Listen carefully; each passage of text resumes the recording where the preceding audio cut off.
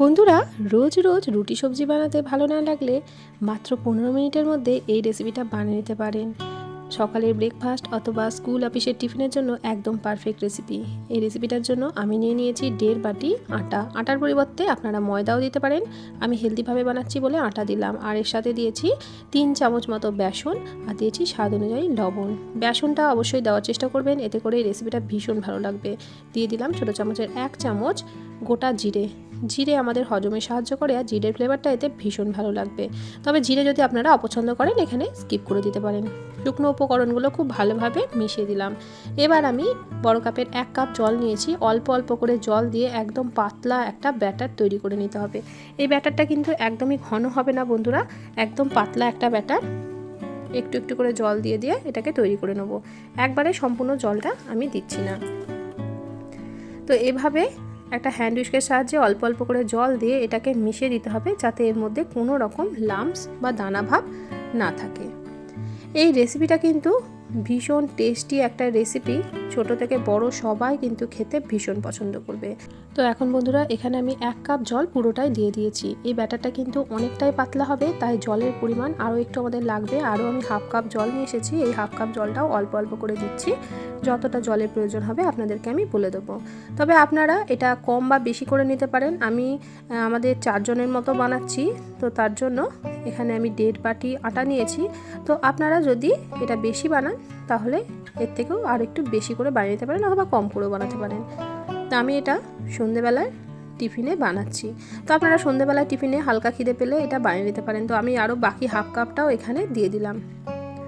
তো বন্ধুরা, এখন দেখুন একদম পাতলা করে একটা ব্যাটার আমরা করে নিয়েছি। তবে এই ব্যাটারটা একটু রেস্টে রাখতে হবে।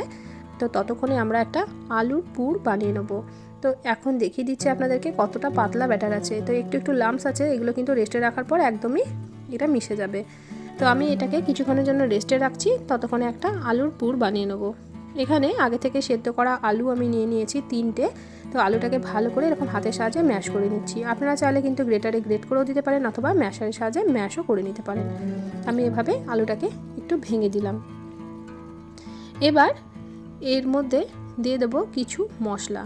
আমি কিন্তু আজকে পুরটাকে আর কড়াইয়ের মধ্যে দিয়ে ভেজে আর বানাচ্ছি না, এখানেই কিন্তু বানিয়ে নিচ্ছি। কোনো তেল ছাড়াই এই পুরটা বানিয়ে নেবো। আপনারা চাইলে কিন্তু একটু তেল দিয়ে তেলের মধ্যে দিয়েও এগুলোকে ভেজে একটু বানিয়ে নিতে পারেন। তবে আমি এখানে দিয়ে দিলাম কিছুটা লঙ্কা কুচি, 1/2 চামচ ভাজা জিরের গুঁড়ো, 1/2 চামচ দিলাম গরম মশলা, দিয়ে দিচ্ছি এখানে স্বাদ অনুযায়ী বিট লবণ। আমি এখানে কাঁচা লবণটা দিলাম না, এখানে বিট লবণ দিয়ে দিয়েছি। আর দিয়ে দিচ্ছি 1/2 চামচ চাট মশলা, এতে বেশ চটপটা একটা স্বাদ আসে। সব শেষে দিয়ে দিলাম একটা মাঝারি সাইজের পেঁয়াজ কুচি। যদি পেঁয়াজটা আপনারা অপছন্দ করেন এখানে পেঁয়াজটা স্কিপ করতে পারেন। হাতের কাছে ধনেপাতা থাকলে ধনেপাতাও দিতে পারেন, অথবা আপনাদের পছন্দ মতো অন্য কোনো কাঁচা সবজিও এখানে দিয়ে দিতে পারেন। তো এখানে আপনারা একটু গ্রেট করা গাজরও কিন্তু দিতে পারেন। তবে আমি শুধু পেঁয়াজ কুচিটাই এখানে দিয়ে দিলাম। খুব ভালোভাবে এটাকে একটু মেখে নিচ্ছি। এই রেসিপিটা ভীষণ সহজ বন্ধুরা, আর খুব ঝটপট করে বানানো হয়ে যায়। তো এবার আমরা রেস্টে রাখা আটার ব্যাটারটাকে দেখে নিচ্ছি। এখন কিন্তু এটা সুন্দরভাবে সেট হয়ে গেছে। তো দেখুন বন্ধুরা, সুন্দরভাবে কিন্তু এভাবেই সেট করে নিতে হবে। এর থেকে বেশি কিন্তু পাতলাও করা যাবে না আর ঘন করা যাবে না। এবার একটা ফ্রাই প্যান বসিয়ে দিয়েছি। ফ্রাই প্যানের মধ্যে অল্প একটু সাদা তেল আমি ব্রাশ করে দিলাম। সাদা তেলের পরিবর্তে আপনারা কিন্তু একটু বাটার অথবা ঘি দিয়েও এটা করে নিতে পারেন। তো খুব সামান্য একটু ব্রাশ করে দিয়েছি। গ্যাসের ফ্লেমটা একদম লোতে রেখে 1 হাতা ব্যাটার আমি দিয়ে দিলাম। এবার চারিদিকে ঘুরিয়ে একটা গোল মতো শেপ করে নিতে হবে, যেমনভাবে আমরা গোলা রুটি করি। আর যেটুকুটাই বাকি আছে সেগুলোতে একটু একটু করে আমি ব্যাটার দিয়ে দিলাম। গোলা রুটির মতো একদম পাতলা করে এটাকে বানিয়ে নিতে হবে। এটা ভীষণ সহজ। আর এরকম যদি ননস্টিকের ফ্রাই প্যান হয় তাহলে কিন্তু ঝটপট করে উঠে যাবে। আর যদি আপনারা অন্য তাওয়াতে বা লোহার তাওয়াতে বানান তাহলে একটু তেলটা বেশি করে দিয়ে বানিয়ে নেবেন। তো এভাবে দেখুন সুন্দরভাবে কিন্তু উল্টে গেল। ওপর পৃষ্ঠটা যখনই শুকিয়ে যাবে এভাবে একটা স্প্যাচুলার সাহায্যে আমি উল্টে দিলাম। তো এবার এটা আমাদের তৈরি হয়ে গেছে। এটাকে আমরা তুলে একটা সাইডে রেখে দেবো। একই রকমভাবে আবারও একটা আমি বানিয়ে নিচ্ছি। আবারও দিয়ে দিচ্ছি কয়েক ফোঁটা তেল। এবার তেলটাকে আবারও ভালো করে একটু ব্রাশ করে নিচ্ছি। এবার আবারও 1 হাতা ব্যাটার এভাবে চারিদিকে একটু ছড়িয়ে দিচ্ছি। বাচ্চারা তো নানা রকম টিফিনের বাহানা করে, তো এইরকমভাবে বাচ্চাদেরকে এই রেসিপিটা বানিয়ে দিতে পারেন, যেটা ভীষণ হেলদি আর বাচ্চারাও কিন্তু পেট ভরে তৃপ্তি করে খেয়ে নেবে। তো বন্ধুরা আবারও একটা আমাদের তৈরি হয়ে গেল। ওপর সারফেসটা দেখুন শুকিয়ে গেছে, আর গ্যাসের ফ্লেমটা কিন্তু একদম লোতে করে রাখবেন বন্ধুরা। এবার দেখুন এটাকে উল্টে দিলাম, আর কত সুন্দরভাবে হয়ে গেছে দেখুন। আর যেহেতু এর মধ্যে বেসন দেওয়া আছে, এর টেস্টটাও খুব ভালো হবে আর একটা সুন্দর কালারও আসবে। তো এটাকেও আমরা একই রকমভাবে তুলে নেব। তো আবারও একটা একই রকমভাবে তৈরি করে নিয়েছি। আজকে এই রেসিপিটা কে কোথা থেকে দেখছেন অবশ্যই কমেন্ট করে জানাবেন। আপনাদের সুন্দর সুন্দর কমেন্টে কিন্তু আমি রান্নার উৎসাহ পাই। তো বন্ধুরা দেখুন এখানে আমি একটা রুটি নিয়ে নিয়েছি, আর এভাবে একটু ফোল্ড করে দিলাম। আর নিচের দিকটা কিন্তু পুরোটা ফোল্ড করছি না, দেখুন একটু রেখে এভাবে আমি একটা ভাঁজ দিয়ে দিলাম। এবার যে আলুর পুরটা বানিয়ে রেখেছিলাম, এই আলুর পুরটা এর মাঝ বরাবর দিয়ে দেব।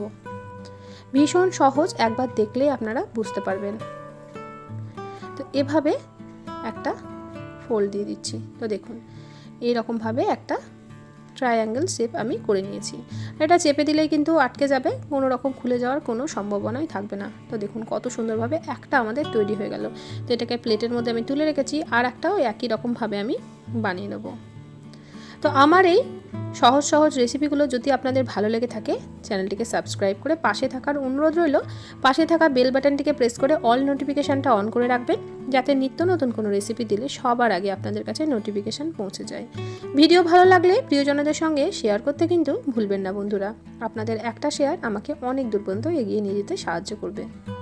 তো একই রকমভাবে আমি সবগুলোই বানিয়ে নিয়েছি। এরকমভাবে আমার 5টা তৈরি হয়েছিল বন্ধুরা। তো এখন কিন্তু এগুলো একদম রেডি হয়ে গেছে। তো আপনারা এরকমভাবেও সার্ভ করতে পারেন। তো দেখুন কতটা লোভনীয় হয়েছে। বাচ্চাদেরকে এভাবে একটু লোভনীয়ভাবে বানিয়ে দিলে বাচ্চারা কিন্তু ভীষণ মজা করে খাবে। এটা শুধুমাত্র সসের সাথে খেতেও দুর্দান্ত লাগবে। তবে আমি এভাবে আজকে সার্ভ করব না, আমি একটু এটাকে অন্যরকমভাবে সার্ভ করব। তো তার জন্য ফ্রাই প্যান বসিয়ে দিয়েছি, আর ফ্রাই প্যানের মধ্যে দিয়ে দিলাম 2 থেকে আড়াই চামচ মতো সাদা তেল। সাদা তেলের পরিবর্তে আপনারা ঘি বা বাটারও কিন্তু এখানে ব্যবহার করতে পারেন। তো তেলটা ভালো করে গরম করে নিয়েছি, আর গ্যাসের ফ্লেমটা মিডিয়ামে রেখেছি। এবার এই প্রত্যেকটা টিফিনকে এভাবে তেলের ওপরে আমি দিয়ে দিচ্ছি। এপিট ওপিট একটু লালচে করে ভেজে নিতে হবে, এতে করে ভীষণ ক্রিস্পি তৈরি হবে। ভীষণ ভালো লাগে খেতে বন্ধুরা। আপনারা এভাবেও কিন্তু এটাকে সার্ভ করতে পারেন। তো এভাবে দেখুন আমি 3টে প্রথমে দিয়ে দিলাম, একসঙ্গে সবগুলো দিচ্ছি না। তো এপিট ওপিট একটু নাড়াচাড়া করে একটু ক্রাঞ্চি করে ভেজে নেব। ওপর পৃষ্ঠটা কিন্তু বেশ ক্রাঞ্চি হয়ে যাবে, আর ভেতরে থাকবে আলুর পুর। ভীষণ ভালো লাগে খেতে বন্ধুরা। তো এভাবে একটু এপিট ওপিট উল্টে নেব। গ্যাসের ফ্লেমটা কিন্তু লো টু মিডিয়ামে আছে, লো টু মিডিয়াম আঁচে রেখেই এটাকে একটু এপিট ওপিট উল্টে নিতে হবে। তো এখন দেখুন একটা দিক একটু কালার হয়ে গেছে, এভাবে একটু উল্টে পাল্টে এটাকে ভেজে নেবেন। আপনারা অবশ্যই করে এই রেসিপিটা একবার হলেও ট্রাই করে দেখবেন। আমি দেখুন একটু জায়গা করে নিলাম, এখন বাকি দুটো আছে, সেই বাকি দুটোকেও এর মধ্যে দিয়ে দিচ্ছি। এবার এগুলোকেও একটু উল্টে পাল্টে 2 পিঠটা একটু লালচে করে ভেজে নেব। তো এখন আগেরগুলো আমাদের ভাজা হয়ে গেছে, এবার এগুলোকে উল্টে পাল্টে আবারও তুলে নিচ্ছি। তো দেখুন কতটা সুন্দর একদম মুচমুচে ভাবে তৈরি হয়ে গেছে। তো এগুলোকে আবারও একটু উল্টে নিয়ে আমি এগুলোকে একটা প্লেটের মধ্যে তুলে নেব। সন্ধেবেলায় স্ন্যাক্স হিসেবে এটা কিন্তু বানিয়ে নিতে পারেন। সন্ধ্যাবেলার আড্ডাটা কিন্তু জমে যাবে। বাড়িতে হঠাৎ করে কোনো গেস্ট চলে আসলেও এই রেসিপিটা আপনারা বানিয়ে দিতে পারেন। সবাই কিন্তু খেয়ে আপনার প্রশংসা করবে। আমি এগুলোকেও একই রকমভাবে তুলে নিচ্ছি। আর ওই তেলেই কিন্তু আমার সবগুলোই ভাজা হয়ে গেছে। তো এটাকেও একটু উল্টে পাল্টে একটু লালচে কালার করে ভেজে নেব। তো এভাবে সবগুলোকে আমি ভেজে একটা প্লেটের মধ্যে সার্ভ করে নিয়েছি, আর এর সাথে দিয়েছি শুধুমাত্র টমেটোর সসের সাথে এটা দুর্দান্ত লাগছিল খেতে। তো বন্ধুরা কেমন লাগলো আজকের রেসিপি অবশ্যই কমেন্ট করে জানাবেন। রেসিপি ভালো লাগলে প্রিয়জনদের সঙ্গে শেয়ার করতে কিন্তু ভুলবেন না। চ্যানেলে নতুন বন্ধু হয়ে থাকলে চ্যানেলটিকে সাবস্ক্রাইব করে পাশে থাকার অনুরোধ রইল। পাশে থাকা বেল বাটনটিকে প্রেস করে অল নোটিফিকেশানটা অন করে রাখবেন, যাতে নিত্য নতুন কোনো রেসিপি দিলে সবার আগে নোটিফিকেশান পৌঁছে যায়। আজকের মতো আসি, দেখা হবে অন্যদিন অন্য একটা রেসিপির সাথে।